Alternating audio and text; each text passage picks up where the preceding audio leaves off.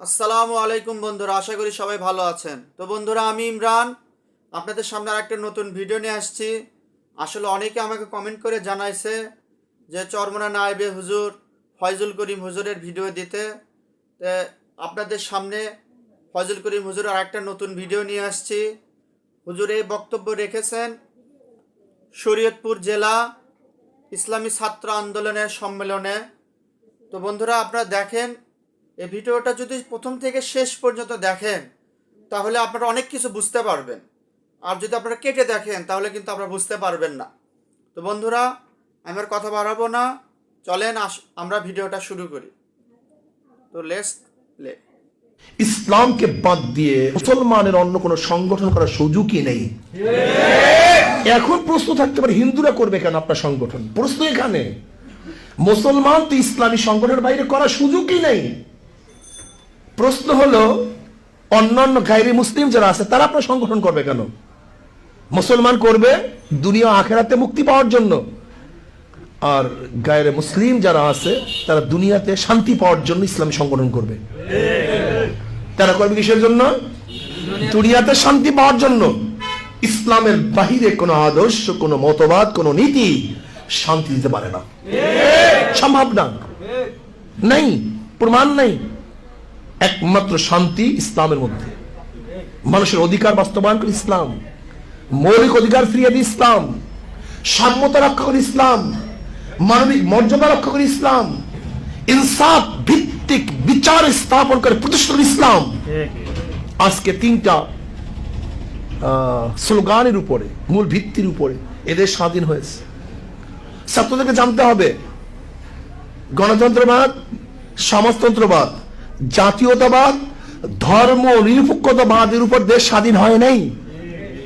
এটা 72-এর সংবিধান স্থাপন করা হয়েছে। কেন? ভারতের সংবিধানের 4 মূলনীতি: গণতন্ত্রবাদ, ধর্মনিরপেক্ষবাদ, জাতীয়তাবাদ, সমাজতন্ত্রবাদ। এটা হলো ভারতের সংবিধানের 4টা মূলনীতি। সেই মূলনীতির আলোকে 72 সনে সাজানো হয়েছে সংবিধানকে। লেকিন এদের স্বাধীন হয়েছে 71-এ, আর 71-এ স্বাধীন হওয়ার মূল স্লোগান ছিল 3টা: সাম্য, মানবিক মর্যাদা, সামাজিক ন্যায় বিচার। সাম্য, মানবিক মর্যাদা, সামাজিক, এইটা ছিল ভিত্তি। আর সাম্য, মানবিক মর্যাদা এবং সামাজিক ন্যায় বিচার প্রতিষ্ঠা করে ইসলাম, অন্য কেউ না। আমি দক্ষিণ অঞ্চলে এক জায়গায় মাহফিলে গিয়েছিলাম। এক মেধাবী ছাত্র আমার কাছে আসছে দেখা করার জন্য এবং দোয়া চেয়েছে যে হুজুর, আমার জন্য দোয়া চাই যেন আল্লাহ পাক আমাকে দেশ ও জাতির খেদমত করার তৌফিক দেয়। আমি বললাম, ভাই তুমি চমৎকার দোয়া চেয়েছো, খুব ভালো এক দোয়া চেয়েছো, লেকিন তোমার দোয়া চাওয়াটা পূর্ণ হয়নি, অপূর্ণাঙ্গ, পূর্ণ হয়নি। সে আমার দিকে তাকিয়ে আছে। আমি বললাম, দেখো, দেশ ও জাতির খেদমত কি হিন্দুরা করে না? বলে করে, খ্রিস্টানরা করে, বৌদ্ধ করে, নাস্তিকরা তো দেশ ও জাতির খেদমত করতে চায়। আমি বললাম, তুমি তো মুসলমান, দেশ ও জাতির খেদমত হিন্দু করে, খ্রিস্টান করে, বৌদ্ধ করে, কিন্তু তুমি মুসলমান, এর মধ্যে তোমার স্বতন্ত্রতা কি? তোমার পার্থক্যটা কি? তোমার স্বকীয়তাটা কি? তুমি মুসলমান হিসাবে নিশ্চয়ই তোমার মধ্যে পার্থক্য থাকা উচিত। ছেলে আমার দিকে তাকায় আছে। আসলে তো কথা ঠিক, হিন্দুরাও, খ্রিস্টানরাও, বৌদ্ধরাও, নাস্তিকরাও দেশ ও জাতির খেদমত করে, কিন্তু এই মুসলমান হিসেবে আমার মধ্যে কিছুটা পার্থক্য থাকা উচিত।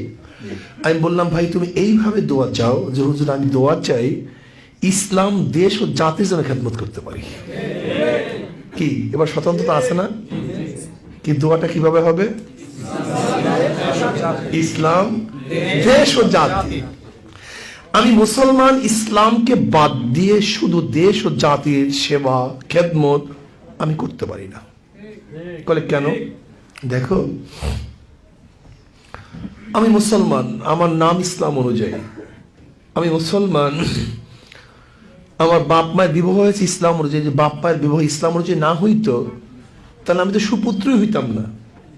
হ্যাঁ, আমার বিবাহ হয়েছে ইসলাম অনুযায়ী, তোমরাও আশা করি ইনশাআল্লাহ যখন বিবাহ করবে ইসলাম অনুযায়ী করবে।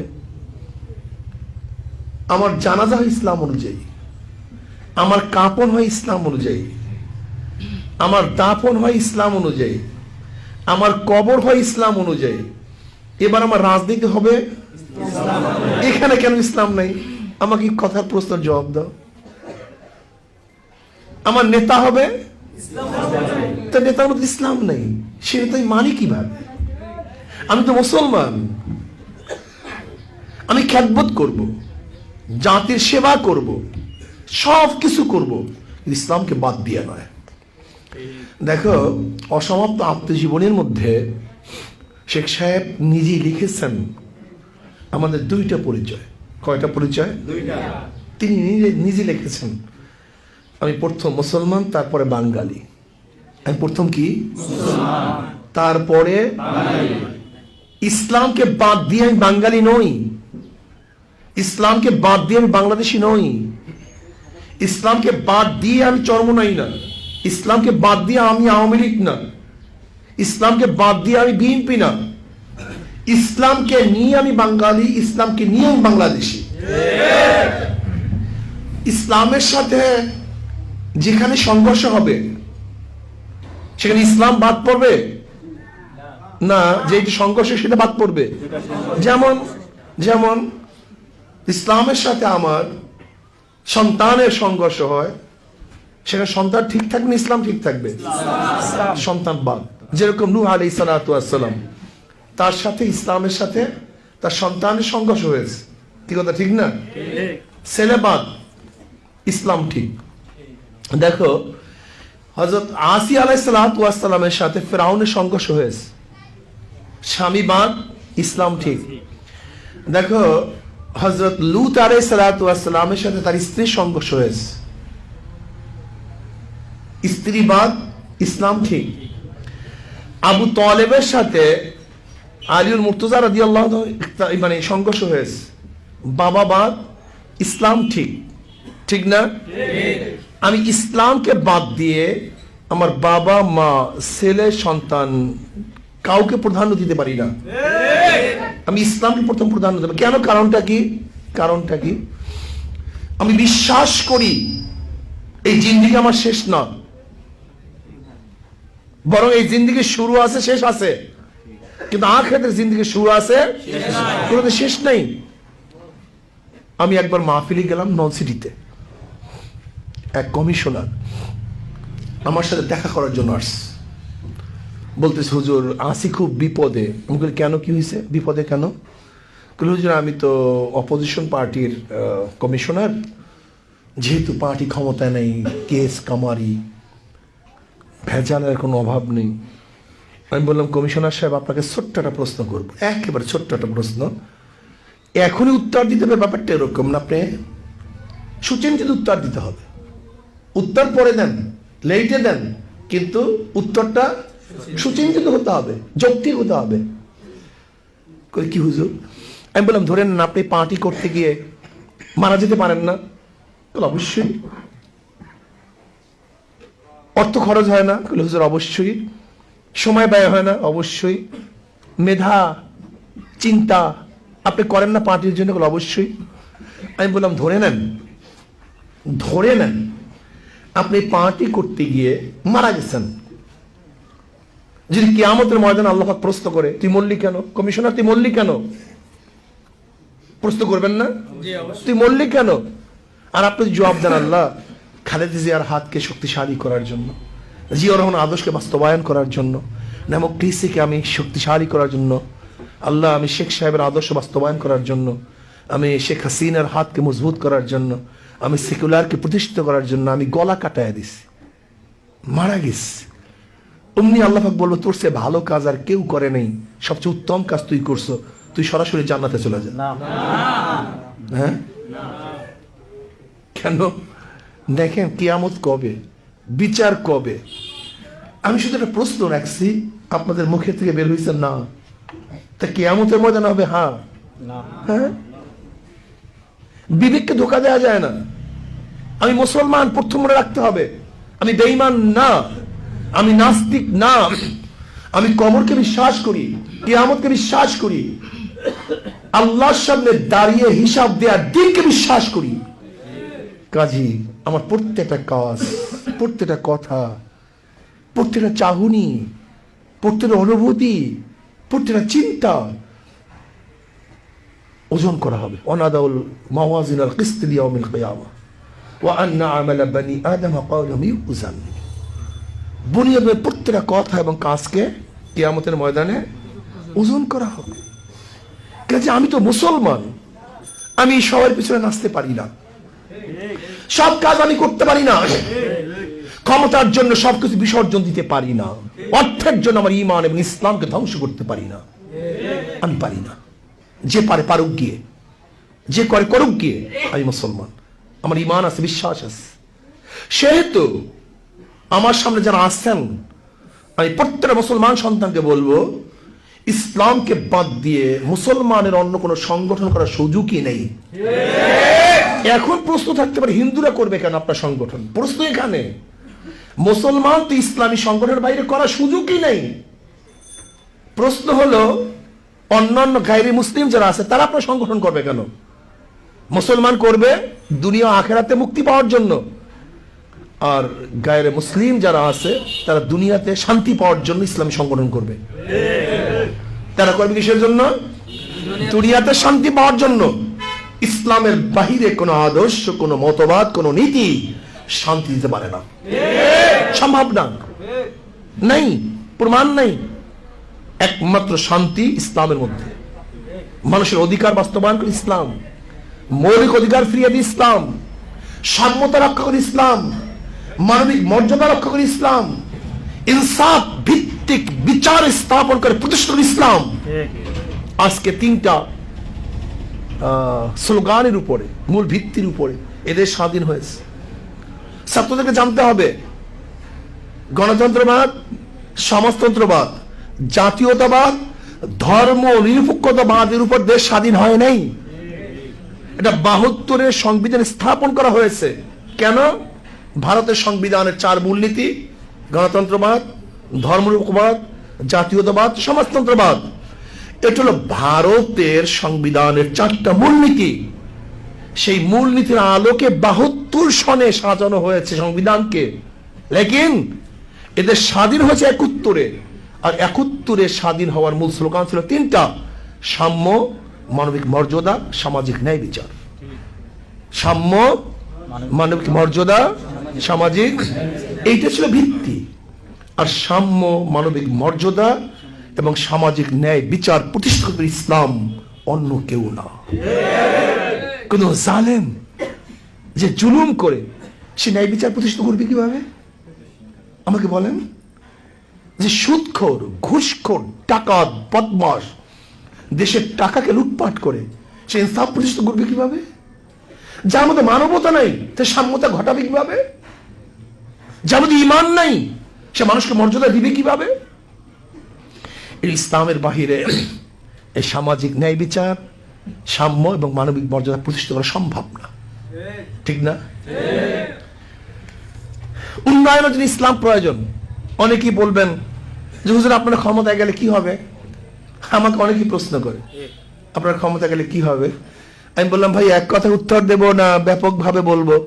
হুজুর এক কথা উত্তর দিলে ভালোই হয়। আমি বললাম এখন যে উন্নয়ন হয় তার চেয়ে কমপক্ষে 70 গুণ উন্নয়ন বাড়বে। এখন যদি 30টা রাস্তা হয়, ইসলাম ক্ষমতা গেলে 100 রাস্তা হবে। এখন যদি 30টা ব্রিজ হয়, ইসলাম গেলে 100 ব্রিজ হবে। এখন যদি 130 জন এতিম খাদ্য পায়, ইসলাম গেলে 100। কি তার মানে? আশ্চর্য হয়ে গেছে, বুঝেন নেই? এখন যদি 30টা রাস্তা হয়, ইসলাম ক্ষমতায় গেলে কত রাস্তা হবে? 100।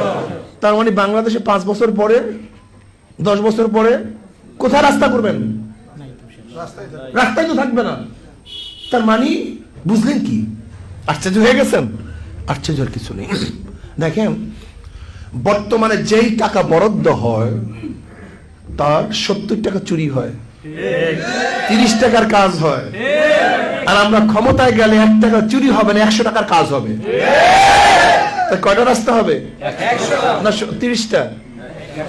আমি তো বললাম 70, কিন্তু বর্তমানে পরিকল্পনা মন্ত্রী তিনি কি বললেন?